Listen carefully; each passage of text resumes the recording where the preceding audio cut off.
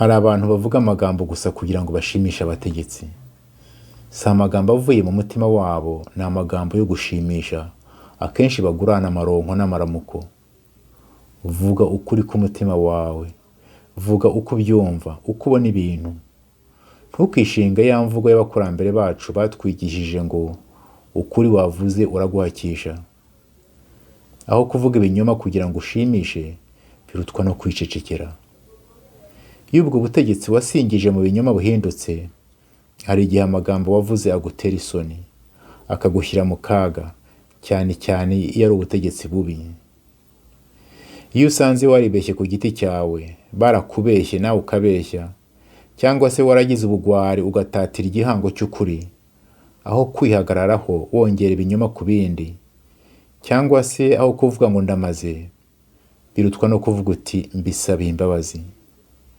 Umugabo ni uwemera kwivuguruza, akunamira ukuri, agasaba imbabazi agira ati meya kurupa. Mwirirwe kandi muramuke. Ndabyibuka twari duteraniye ahantu bita Iruta mu Budage imyaka 25 irashize. Twari abahutu, abatutsi n'abazungu b'i Burayi ariko babaye mu Rwanda. Twarimo abihaye Imana, abapadiri, abapastori n'abarayiki. Twamaze icyumweru dusenga, dusabana.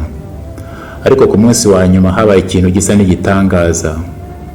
Abatutsi baturutse mu Rwanda, bamwe bari n'inshuti zacu twari dutuye tuziranye, batubwiye inzira y'umusaraba banyuzemo muri jenoside. Babivuga ariko nta nzika nta rwango wumvaga mu mitima yabo. Batubwiye ubugome bwabakorewe hamwe n'ababo.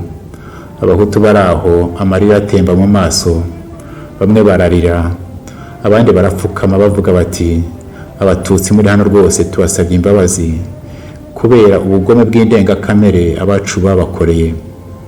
Abatutsi baraho bibagera ku mutima, maze bamwe barahaguruka baza guhoza no guhobera abo bahutu, bababwira bati uwo mubabaro wanyu no kudusaba imbabazi bitugeze ku mutima.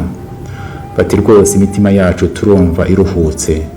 Bati byongeye kandi abatutsi natwe twagombye gusaba imbabazi abahutu. Bati turasaba imbabazi kubera amabi n'amarorerwa abacu babakoreye mu mateka y'igihugu cyacu. Abazungu baraho baratangara, bati ni ubwa mbere twumvise amagambo nk'aya ngaya mu Banyarwanda. Bati nyamara natwe turasaba imbabazi kubera ko amahano aba mu Rwanda ku ruhande rumwe turi nyirabayazana. Bati rwose turasaba imbabazi kubera ko ibihugu byacu byatereranye Abanyarwanda mu bihe bikomeye by'amateka yabo. Ibyo birangiye turicara turaceceka. Hashize akanya hari umuntu uhagurutse aravuga ati ibi ngibi bibaye hano ni igitangaza Imana idukoreye. Ati rwose twagombye kubishyira mu nyandiko tugashishikariza Abanyarwanda bene wacu kunamira akababaro ka buri wese, guhagarara mu cyuho no gusaba imbabazi. Iyo nyandiko twayise Confession de Ndamaze naho ngaho twari duteraniye. Mufite kuyisanga mu ndimi nyinshi ku rubuga rwayo confessiondedetimold.com.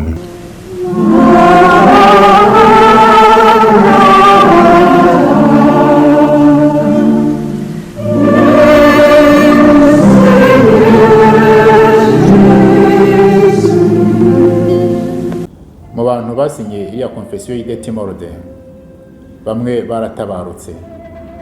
Murambasabira ngo Imana ibahe iruhuko mu bayo. Igisohoka mu mpera z'umwaka w'1996 yakiriwe ku buryo butandukanye mu bahutu, mu batutsi no mu banyamahanga. Ubwo bamwe bayishimaga bati niyo nzira nyakuri u Rwanda rwagombye kunyura, abandi barayirwanyaga, harimo abapadiri n'abasenyeri bamwe.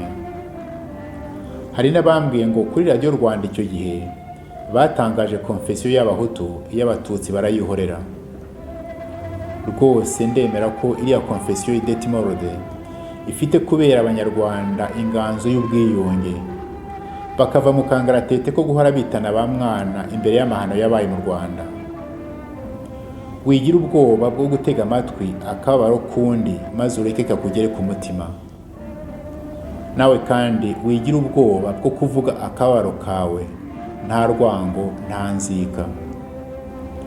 Wigira ubwoba bwo gusaba imbabazi abo wakomerekeje. Niba kandi abo bakomerekeje baritabye Imana kandi ukaba ubana n'abantu bagifite ibikomere ku mutima, wigira ubwoba bwo guhagarara mu cyuho no gusaba imbabazi.